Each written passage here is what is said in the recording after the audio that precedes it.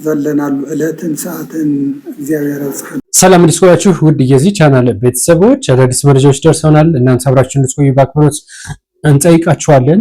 በርካታ ከሀገር ከውጭ መረጃ ይዘናል።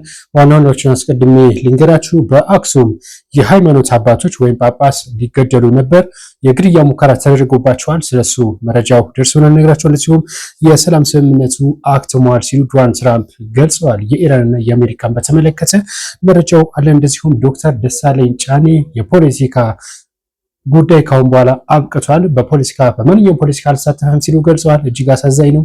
እንግዲህ ስለሱ መረጃው አለ። እንደዚሁም ደግሞ በቱርክ አንካራ የኔቶ ጉባኤ እየተደረገ ይገኛል። በዛም ዶናልድ ትራምፕ ስፔንን አስጠንቅቋል። እንደዚሁም ስለ ግሪንላንድ ያነሱት ነገር አለ። ስለሱ መረጃ ይደርሳችኋል። በመቀጠልም የሩሲያ የውጭ ጉዳይ ሚኒስትር ሰርጌይ ላቭሮቭ ወደ አዲስ አበባ መጥተዋል። ከዚህ ጋር በተገናኘ ግን አንድ መረጃም ወጥቶባቸዋል። ወታደር ሊመለምሉ ይሆን የሚል ስለሱ ሰፋ ለመረጃም የሚደርሳችሁ ነው የሚሆነው። እንደዚሁም ዶክተር ቴድሮስ አድሃኖም ለትግራይ ክልል $50,000 ድጋፍ አድርገዋል። ከተሰጣቸው ሽልማት ላይ ነው ይሄን ያደረጉት። እነዚህና በርካታ ጉዳዮች እናነሳለን። እናንተ ግን አብራችሁን እንድትቆዩ በድጋሚ እንጠይቃችኋለን። ላይክ እና ሰብስክራይብ አድርጋችሁ ጀምሩ። መልካም ቆይታ። የመጀመሪያው መረጃችን የሚሆነው በትግራይ ክልል በአባቶች ላይ ወይም ደግሞ በጳጳሱ ላይ የግድያ ሙከራ ተደርጓል የተባለው ይህ የግድያ ሙከራ የተደረገው በትግራይ ክልል በአክሱም ታሪካዊት ከተማ ነው። የግድያ ሙከራ የተደረገባቸው ከሌሊቱ 6 ሰዓት በሰኔ 30 ነበረ። ከሌሊቱ 6 ሰዓት የተኩስ እሩምታ የተከፈተው ማለት ነው። በመኖሪያ ቤታቸው ላይ ነው ይህ ተኩስ የተከፈተው። ነገር ግን ምንም ጉዳት ያልደረሰባቸው ነው የተባለው። በትግራይ ክልል ራሱን ሲኖዶስ ብሎ የሾመው የትግራይ ኦርቶዶክስ ሲኖዶስ መስሎ አባ ሰላማ የተሰኘው ይህ ሲኖዶስ መግለጫ አውጥቷል። በመግለጫውም በአቡነ አረጋዊ ላይ ነው ጥቃት የተከፈተው ወይም የግድያ ሙከራ የተደረገባቸው። እነዚህ አቡነ አረጋዊ የሚባሉት ደግሞ በትግራይ ክልል አዲስ የተቋቋሙ የሲኖዶሱ ጸሐፊ እንደሆኑ ይታወቃልና በእሳቸው ላይ በሚኖሩበት በመኖሪያ ቤታቸው ላይ ጥቃት ደርሰዋል። ቤቱም እንደዚሁ የተለያዩ የጥይት ያረፈባቸው ቦታዎች እንደዚሁ ፖስት ተደርጓል። መግለጫም ወጥቷል በትግራይ ክልል ያለው ሲኖዶስ ማለት ነው። ከዚህ ጋር በተገናኘ ግን ምንም አይነት ጉዳት እንዳላስተናገዱም ጭምር ነው የገለጸው። እንደዚሁም ጥብቅ መልእክት ተሰልፏል። የትግራይ ክልል መንግስት እንደዚሁም ደግሞ የትግራይ ክልል ደህንነት ተቋማትና እንደዚሁም ወታደራዊ የሚመለከታቸው አካላት በአስቸኳይ ጥቃት ያደረሰውን አካል በሕግ ይዘው በቁጥጥር ስር እንዲውልና እንደዚሁም ደግሞ አስቸኳይ ማብራሪያ እንዲሰጠን እንፈልጋለን ሲሉ በመግለጫቸው ጠይቀዋል ነው የተባለው። በቀጣይነት የምንመለከተው ጉዳያችን የሚሆነው ወደ ፍልስጤም ነው የሚወስደን። ሐማስ እንግዲህ የወታደሩ ሐማስ የራሱን ድርጅቱን ወይም ደግሞ አመራሩን ማፍረሱን ይፋ አድርጓል። እስካሁን ጀምሮ እንግዲህ በሐማስ ቁጥጥር ስር ነበረች ፍልስጤም ማለት ነው። አሁን ግን ይሄንን የራሱን አመራር በማፍረስ በጊዜያዊነት ወደ ተቋቋመው ጊዜያዊ የሰላም ኮሚቴ ማስረከቡን ጭምር ነው ይፋ የተደረገው። እንደሚታወቀው በእስራኤልና እንደዚሁም ደግሞ በሐማስ መካከል ከባድ የሆነ ጦርነት ሲደረግ መቆየቱ ይታወቃል። ላለፉት ዓመታት በአሜሪካና እንደዚሁም በሌሎች አጋር አካላት የሰላም ስምምነት ተደርጎ ሐማስም አስተዳደሩን እንደዚሁ ደግሞ ትጥቁን እንዲፈታ ስምምነት ላይ ደርሰው ነበር። ነገር ግን አሁን አስተዳደሩን ሙሉ ለሙሉ ማስረከቡን ይፋ አድርጓል።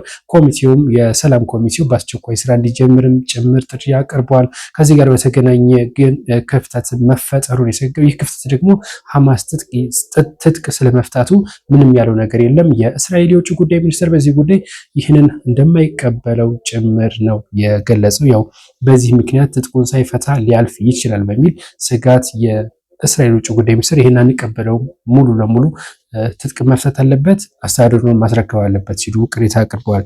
በቀጣይነት የምንመለከተው ጉዳያችን የዶናልድ ትራምፕን ጉዳይ ይሆናል። ዶናልድ ትራምፕ ከኢራን ጋር ያለው ድርድር አብቅቶለታል ሲሉ ነው የገለጹት። ዶናልድ ትራምፕና እንደዚሁም ደግሞ የኔቶ አባላት በቱርክ አንካራ እንደሚገኙ ይታወቃል። በዚህ ሰዓት የመጀመሪያው ስብሰባ በሐምሌ 1 በእኛ ማለት ነው መጀመራቸው ይታወቃል። እናም ለ2 ቀናት ይቆያል። በዚህም በርካታ ጉዳዮችን አስተዋል። የሆርሙዝ ሰርጥ በምንም ተአምር ለኢራን አሳልፈን አንሰጥም ሲሉ ገልጿል። አያይዘውም ደግሞ የኢራን ህዝቦች እጅግ አረመኔ ናቸው፣ ኒውክሌር ቢኖራቸው ይተኩሱብናል የሚል እንደዚሁም ንግግር አድርገዋል። አያይዘውም የኔቶ አባል ሀገራትን አስጠንቅቀዋል። ስፔንን እንደዚሁም ግሪንላንድን በከፍተኛ ሁኔታ አስጠንቅቀዋል። የኔቶ አባል ሀገራት ጋር ከአሸባሪዋ ከኢራን ጋር እኛ ስንዋጋ ከጎናችን አልሆኑም ሲሉ እንደዚሁ ነው የገለጹት። በኔቶ ደስተኛ አይደለሁም ጭምር ሲሉ ነው የገለጹት ማለት ነው። በዚህ ጉዳይ እንግዲህ የሰላም ድርድሩ ኦልሬዲ እንዳበቃለት እንደዚሁ ማዕቀብም መጣሉ ነው የተነሳው። ማዕቀብ የነዳጁ ማዕቀብ ዳግም ተጥሏል የተባለው ከኔቶ ጋር የነበረው ይሄን ይመስላል ውሏቸው ማለት ነው። በቀጣይነት የምንመለከተው ጉዳያችን የዶክተር ደሳለኝ ጫኔን ይሆናል። ዶክተር ደሳለኝ ጫኔ ከፖለቲካ እንቅስቃሴ ሙሉ ለሙሉ ራሳቸውን ማግለላቸውን ነው ይፋ ያደረጉት። ላለፉት 10 ዓመታት በፖለቲካ ውስጥ ቆይቻለሁ፣ ነገር ግን አሁን ይበቃኛል። 5 ዓመት ደግሞ ያው በፓርላማ መቆየታቸው ይታወቃል። በዛም እንግዲህ የተለያዩ ጉዳዮችን ሲያነሱ ከፓርላማ አፈ ጉባኤ እስከ መጋጨት እና ከሌሎች ከምክር ቤት አባላቶች ጋር እስከ መጋጨት ያደረሳቸውን እንግዲህ የማህበረሰቡን ችግርና ቅሬታ ሲያቀርቡ ነበር።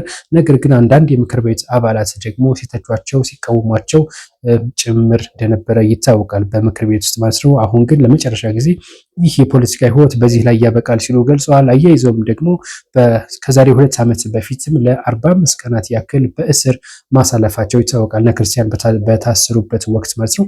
እናም ለ45 ቀን ታስረው ነበር። በዛኔም ጊዜ ከጎን ለሆናችሁ፣ ላዘናችሁ፣ ለተጨነቃችሁም እንደዚሁ አመሰግናለሁ ሲሉ ገልጸዋል። አሁን ወደ ህይወቴ እመለሳለሁ፣ ፖለቲካ ካሁን በኋላ ለጊዜው አቁሜያለሁ ሲሉ ነው ሀሳባቸውን የገለጹት። እጅግ አሳዛኝ ነው። በነገራችን ላይ በፖለቲካው እንዲቆዩ ሁሉም ሰው ምኞቱ ነበር፣ ድምፅ ሆነውትም ነበር ማለት ነው።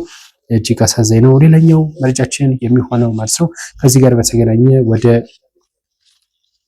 ሩሲያ ነው የምንሄደው።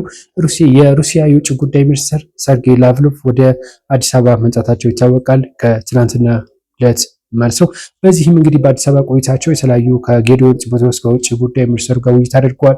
ከዚህ ጋር በተገናኘ ግን የዩክሬን የወታደራዊና እንደዚሁም የምርኮኛ አንድ ተቋም አለ። ይህ ተቋም ሰርጌይ ላቭሮቭ ወደ ኢትዮጵያ ያቀኑት ወታደራዊ ምልመላ ለማድረግ ነው ሲል እንደዚሁ ትችቱን አቅርቧል ነው የተባለው። ምናልባትም እውነት ይሁን አይሁን ባይታወቅም፣ ነገር ግን የዩክሬኑ ተቋም እንደገለጸው ከሆነ 23 የሚጠጉ ኢትዮጵያውያን ተዋጊዎች በሩሲያ እየተዋጉ እንዳለ ገልጸዋል። 3 የሚሆኑት ደግሞ ህይወታቸው እንዳለፈ ጭምር ነው የገለጸው ይህ ተቋም ማለት ነው።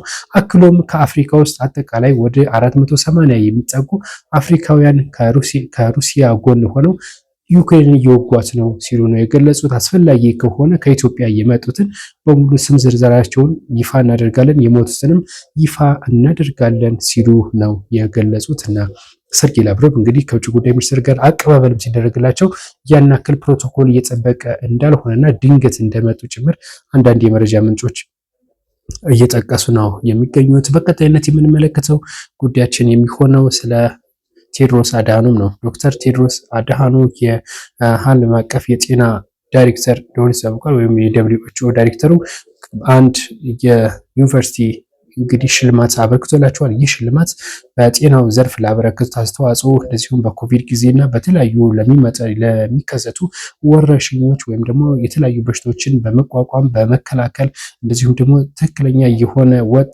አስተዳደር በመዘርጋትና አጠቃላይ የዓለምን ጤና በማስጠበቅ ላበረከቱት አስተዋጽኦ ሽልማት ተበርክቶላቸዋል። ይህ ሽልማት የሜዳሊያና እንደዚሁም ደግሞ $50,000 ሽልማት ነበር። ይህን $50,000 ሙሉ በሙሉ ለትግራይ ክልል አስረክበዋል። ለትግራይ ክልል ያሉ ለ2 ድርጅቶች ሰብአዊ እርዳታ ለሚሰጡ ድርጅቶች ነው ያስረከቡት። እናም እነዚህ ድርጅቶችን መግለጫ ወጥተዋል። በትግራይ ክልል ለሴቶችና ህፃናት በጦርነቱ ጉዳት ለደረሰባቸው እንዲውል $50,000 ድጋፍ ማድረጋቸውን የደረሰን መረጃ የሚያሳየው። እንግዲህ ከዚህ ጋር በተገናኘ የዛሬው መረጃዎቻችን እነዚህን ይመስሉ ነበር። በቀጣይ በአዳዲስ መረጃዎች እመለሳለሁ።